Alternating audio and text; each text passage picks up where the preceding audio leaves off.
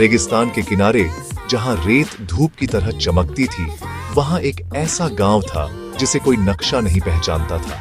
उसका नाम था ऑरेलिया, स्वर्ण पुरुषों और स्त्रियों का गांव। ऑरेलिया के लोग साधारण इंसानों जैसे नहीं थे। उनकी त्वचा शुद्ध सोने की तरह चमकती थी, मानो सूरज की रोशनी उनमें बस गई हो। जब वे चलते तो हवा में मधुर सी झंकार गूंजती। जब वे हंसते तो चारों ओर प्रकाश और उज्जवल हो जाता। कहानी कहती है कि बहुत समय पहले ये लोग सामान्य मनुष्य थे।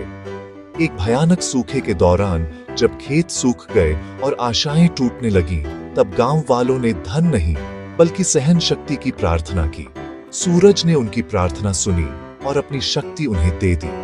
उनका शरीर सोने का बन गया, लेकिन वह लालच वाला ठंडा सोना नहीं था, बल्कि जीवित, संवेदनशील और करुणामय सोना था।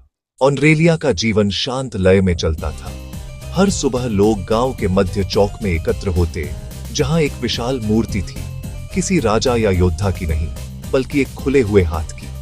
वह याद दिलाती थी कि जो मिला है उसे बांटना भी चाहिए। बच्चे गलियों में दौड़ते और दीवारों पर प्रकाश की लकीरें छोड़ जाते। कारीगर ऐसे औजार और वाद्य बनाते जो छूने पर मधुर स्वर निकालते। लेकिन सोने का होना हमेशा आसान नहीं था।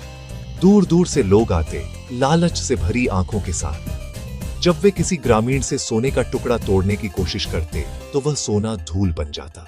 सूरज का वरदान छीना नहीं जा सकता था। गांव में एक युवती रहती थी, लीरा। उसकी चमक दूसरों से अलग थी, जैसे दोपहर नहीं बल्कि संध्या की रोशनी। वह अक्सर रेगिस्तान के पार की दुनिया के बारे में सोचती। वह बुजुर्गों से पूछती, क्या कहीं ऐसे लोग भी हैं जो बिना सोने के चमकते हैं? एक वर्ष सूरज जल्दी ढलने लगा।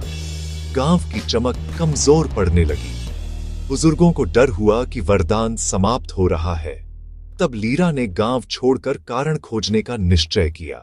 वह कई दिनों बाद लौटी, हाथ खाली थे पर कहानियों से भरी हुई। उसने बताया कि उसने ऐसे लोग देखे जो कम होने पर भी बांटते हैं, जो बिना चमक के भी एक दूसरे को गर्मी देते हैं। जैसे जैसे वह बोलती गई, गांव की चमक फिर तेज होने लगी। तब ऑरेलिया के लोगों ने समझा कि उनका सबसे बड़ा खजाना सोना नहीं बल्कि मानवीयता है। उस दिन के बाद गांव ने यात्रियों को डर से नहीं बल्कि अपनापन देकर स्वागत किया। ऑरेलिया अब भी रेगिस्तान में चमकता है, पर उसकी असली रोशनी दया, स्मृति और उस ऊष्मा में है जिसे कोई धातु कैद नहीं कर सकती। और इस तरह स्वर्ण पुरुषों और स्त्रियों का गांव जीवित रहा, सोने के कारण नहीं बल्कि इसलिए कि उसने सच में चमकना सीख लिया था।